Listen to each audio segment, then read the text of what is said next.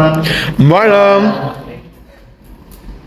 Teman-teman, siapa di sini yang nggak mau gugup lagi? Katakan saya. Saya. Siapa di sini yang mau melakukan hal yang kita sukai? Kata gugup lagi, katakan saya. Saya. Perkenalkan teman-teman, saya Adam dan saya ingin membawakan topik Say No to Gugup Lagi, Happier Life. Sebelumnya, makasih teman-teman yang sudah hadir di sini, yang sudah menyempatkan waktunya, uang dan tenaga untuk hadir di sini. Dan mohon izinkan saya untuk tidak menyanyiakan waktu kalian dan izinkan saya untuk membantu kalian bisa melakukan hal yang teman-teman sukai seperti saya. Sebelum saya masuk ke materi, mohon izinkan saya untuk menceritakan masa lalu saya ya, yang saat itu saya berusaha untuk keluar dari masalah saya.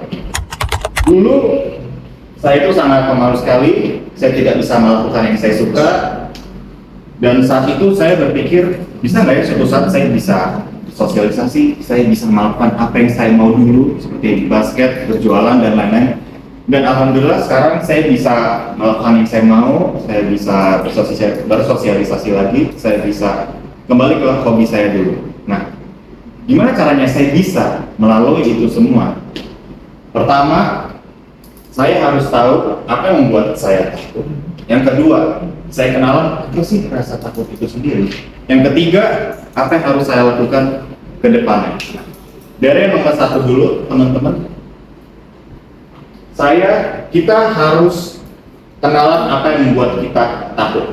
Dulu yang membuat saya takut adalah saya takut dibilang tidak seru sama orang.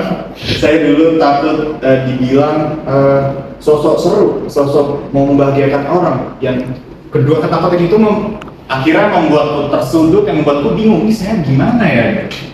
Dan setelah saya menyadari bahwa dua hal itu membuat saya takut, 50% masalah saya itu sudah selesai. Yang kedua, setelah saya tahu apa yang membuat saya takut, saya kenal dengan apa itu rasa takut sendiri. Rasa takut itu sendiri adalah salah satu bentuk emosi kita. Kita mempunyai beragam emosi. Ada senang, sedih, takut, marah, merasa jijik. Nah, rasa takut ini itu dibentuk dari salah satu komponen di otak kita yang bernama amigdala.